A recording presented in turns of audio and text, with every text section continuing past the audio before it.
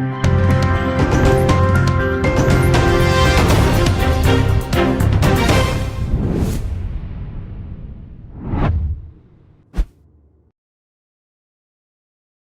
leader and founder of Alive Chapel International, Bishop Salifu Amakon. Abusuafo ene de wodi nsembi abetu eja de afa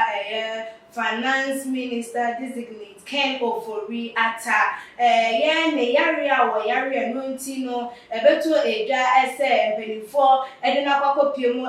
US abochimam so won kokoje ayarehwe anchemu ebebetu oja esem COVID-19 na yari ebebe so Ghana wo memu ni biasa fa na nyina konda was 2020 ema lockdown so kokọ so schools nsempo ye basa eduma sembe ye basa no enu bi na chese ye mpapa yi wanya ebia complications entino ehu be nya se na chese obekọ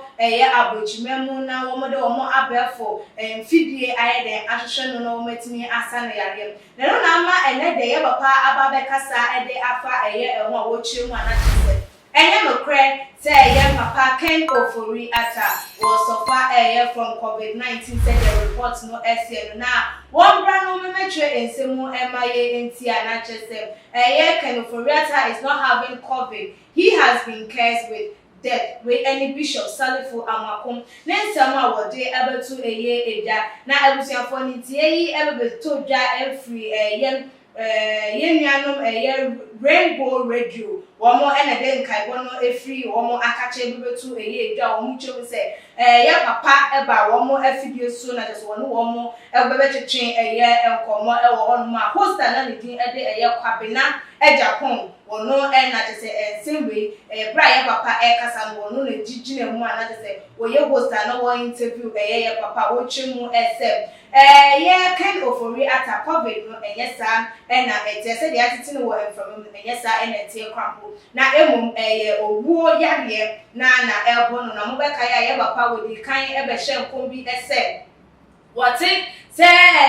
owuo pampan bi ebe Ken Ofori Atta na sata na to minister de finance no wo chimu na chese sabre no yamompa yema na wo chimu na wo bompa ye edi etwem na this time around here enyo onu kwa na bompa ye no nemu one ne yonko sofo ani din ye papa Reverend Isaac Owusu Bempa na ebusiafo according to Rainbow Radio ni say na yam papa ye Bishop Salifu Amakode nsem no etu eja eche wo say Ken Ofori Atta is not suffering from COVID-19. Some 4 persons who had their banks collapsed took him somewhere to have him killed. Therefore, have buried animals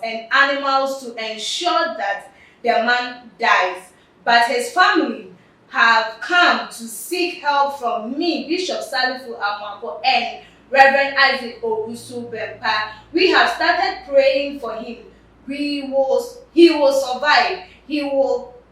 come back to his work. We and someone papa etu ya Bishop Salifu Amakon to efa papa Mr. Ken Ofori Atta said despite juju anasa rituals akoso muane mua udwa womo esiem ede de kra no den ya Ken Ofori Atta obe survive free all rituals done against him no emu exam ebusuafo aba ne tem ne papa Owusu Bempa womo entem achese womo aba besre empaiba womo guso womo bompa ede ama na so ma start empaiba womo de ema eno na nya COVID said the Ghana for ye dey treat nemu enkofu ko bia womo bank egugu ye mo beka ya banks bi start ya na chese ye hwe Unibank ne other banks Africa na womo banks no chese enya adwuma bi mu a emfanhye ti said they say na wo say womo efanhye enkane no na no na sa nkofo no ayo madwen say obetua sa de no eso eka esa sa time no na wono na hwehwe sa kasam ne de ka ehu eso enti no womo asie emo ahodo ewo efom because so womo pe ne kra ase Yesu ti ase na wo mo so eti ase na abusuafo ehunu se wo mo so wo mo ye eye nyame nipa wo mo ke bi eye na wo mo bo mpa ye so a ewo mu ede na wo matimi abo mo na senko a so de ene wo mo so ebetu eye eho anamo a wo mo echema na de so wo de mpaibo ehhehye eye akonso ye papa obeba back to life enya de se wo be wo obetena so obeka urade kase ni ne mani ye ede a kire eye wiase afa na nyina na ni dwumadi e wo se wo bebedi ni wo mayi emu no suno watimi edi amano SCP SC eta na abusuafo mma yenhwa de o se de ye papa eye Bishop Salifu Amako eka se eye because of banks bia egu ye na nipa enan bi etu sa anamon no ensiesie emwa ene mwa hodo se de be de paye papa yi ekra na me pese mi musa se enti se dwuma ye de dwuma de bi ehye wo bi ensa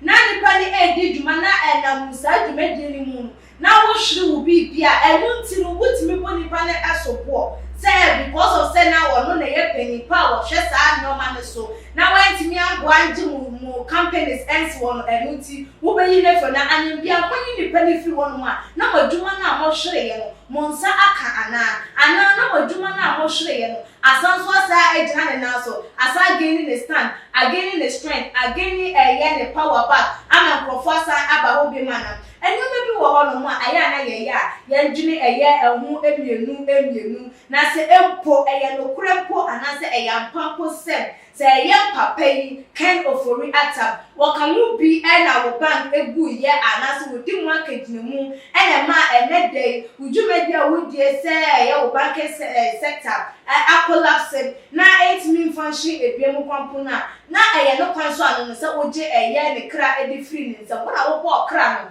na watimi aye wade se obeji ede afri wono eno me bi wo hono ma ye ya aya ndwene eye eho pa enye na ye hunu se obi funkuma na eno nkyere se wo nsusu be de obefum agya enye ne kwanso a eno no na abusuafo enyoma ekoso de papa dia baba tu de wo nsusu ofusu de bem enya wanya ede afri mu so wo ye pani na wo de dwuma ko bi anu a does it mean say all the time you have to make sure say bibia enkochema ewo dwuma dia wo die hu ana se emfomso ba ewo se sobo no yemfa empo na tua sa sobo no eho eka abusuafo for wadwencha wo fa ensemi hu ebetu eye edwa ewo tuma GH comment section na ebiem so like the videos na share ewo all the social media platform esom obetimi so follow ye ewo ye IG page and ye Twitter page so @TumaGH_